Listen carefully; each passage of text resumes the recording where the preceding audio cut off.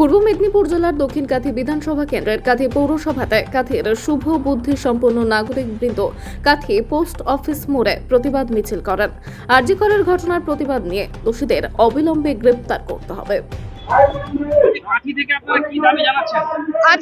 আজ আমরা সবাই মিলিত হয়েছি এই দাবি জানাতে যে আমাদের নারীদের নিরাপত্তা রক্ষা করবার জন্য আমাদের সরকার যে ব্যর্থ হয়েছে তার প্রতিকার আমরা চাই। আমাদের এই রাত এখন যেন ভয়ানক হয়ে গেছে। এই রাত আমাদের নিরাপত্তা দিক, এই হচ্ছে আমাদের দাবি। আমরা বিচার চাই সেই আরজি করের ডাক্তার ছাত্রীর জন্য, যিনি তার কর্মরত অবস্থায় ধর্ষিতা হয়েছেন এবং মৃত্যুমুখে পতিত হয়েছেন। এ আমাদের সমাজের লজ্জা। আমরা এর প্রতিকার চাই। আজ আমরা সবাই নারী পুরুষ নির্বিশেষে একজন শুভবুদ্ধি সম্পন্ন মানুষ হিসেবে আমরা সবাই এখানে একত্রিত হয়েছি। আমরা এই নক্করজনক ঘটনার বিচার চাই। আপনি কি মনে করছেন যে মূল দোষী যারা রয়েছে তাদেরকে কেউ কোনো আড়াল করার চেষ্টা করছে? ঘটনা প্রবাহে আমরা সেই রকম ভাবতে বাধ্য হচ্ছি। আমরা চাই আমাদের সরকার আমাদের এই ধারণা ভুল প্রমাণিত করে দোষীদের সুবিচার দেবেন। আমরা সেই সুবিচারের দাবি জানাচ্ছি। আমরা দাঁড়িয়ে আছি, আমাদের সংস্থা সংগঠনটা হচ্ছে আমাদের কোনো পার্টির লেভেলের বা কোনো রকমের আমরা কোনো সংস্থার ব্যানারে আমরা আসিনি। আজকে আমরা এসেছি কাঁথির বুদ্ধিজীবী মহল এবং আমাদের কাঁথির সভ্য নাগরিক বৃন্দের পক্ষ থেকে আমাদের এই প্রতিবাদ সভা। আমরা আর কি জানতে চান?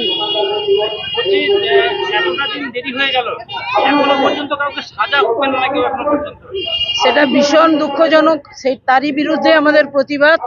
কারণ আমরা ঈশ্বরের পরে যাকে স্থান দিই তিনি হচ্ছেন ডাক্তার। একজন তরুণী লেডি ডাক্তার, তাকে এইভাবে নৃশংসভাবে ধর্ষিত হতে হলো এবং মৃত্যুবরণ করতে হলো। এর বিরুদ্ধেই আমাদের প্রতিবাদ। আজকে যদি আমরা মুখ বন্ধ করে থাকি তাহলে আমাদের ছেলে মেয়ে যারা মহানগরীতে পড়তে যাচ্ছে বা বিভিন্ন জায়গায় তাদের পড়তে পাঠাচ্ছি, আমাদের রাতের ঘুম ছুটে যাবে যে আমার মেয়ের কি হবে, আমার ছেলের কি হবে, ওনার মেয়ের কি হবে, ওনার ছেলেকে আমরা নিশ্চিন্তে থাকতে পারবো না। সেই জন্যই আমাদের প্রতিবাদ। যে এই প্রতিবাদ এই জন্য যে এর বিচার হোক এবং এমন সাজা হোক দোষীদের যেটা দৃষ্টান্তমূলক হোক, যেন সেটা শুধু মৃত্যুদণ্ড নয়, এমন মৃত্যুদণ্ড হোক মানুষ, পশ্চিমবাংলার মানুষ, বাংলার মানুষ সবাই শিহরিত হয়ে উঠুক।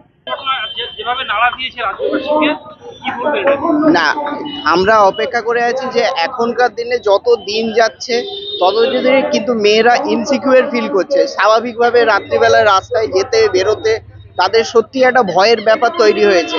এখন দেখা যাচ্ছে যে একটা আরজি করের মতন মেডিকেল কলেজে, যেখানে ডাক্তারদেরকে আমরা ভগবান মনে করি, তারাই যেখানে সিকিউর নয়, যাদের আশ্বাসে আমরা অনেক সাপোর্ট পেয়ে যাই, অনেক বিশ্বাস পেয়ে যাই, তাদেরকেই যদি আমরা একটা ক্ষুদ্র প্রাণকে যদি ডাক্তারকে যদি আমরা না বাঁচাতে পারি, তাহলে আমাদের কি শাসন ব্যবস্থা, কি সমাজ ব্যবস্থা, যেখানে একজন মেয়েই সিকিউর নয়, তাহলে সাধারণ মানুষ কিভাবে সিকিউর হতে পারবে? অতএব এই যে আরজি করের যে ঘটনা, এর পিছনে কিন্তু শুধুমাত্র যে একজন যে সঠিক বিচার কিন্তু হচ্ছে না।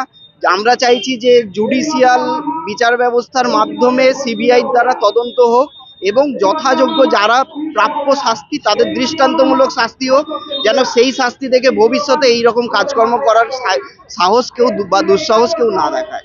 এটুকুই। ঐন্দ্রিলা বসুরায়।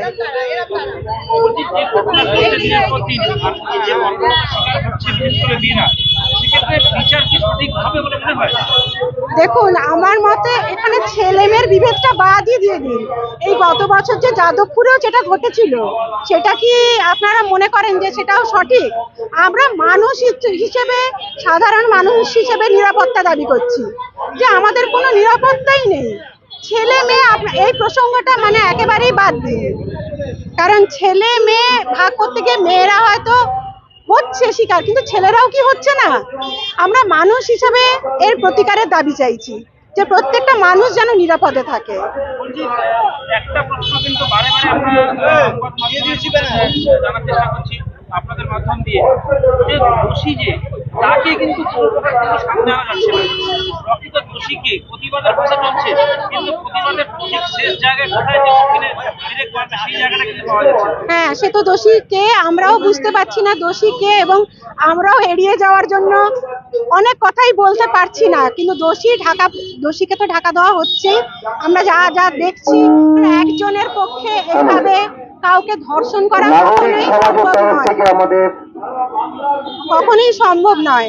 হ্যাঁ, তাই জন্য আমরা আমাদের মুখ্যমন্ত্রীর কাছে দাবি জানাচ্ছি যে তিনি যেন দোষীকে সবার সামনে নিয়ে আসার চেষ্টা করেন, এবং সব রাজনৈতিক দলের কাছে আমার একটাই আবেদন যে দোষীকে আপনারা ঢেকে রাখবেন না, দোষীকে সামনে নিয়ে আসুন।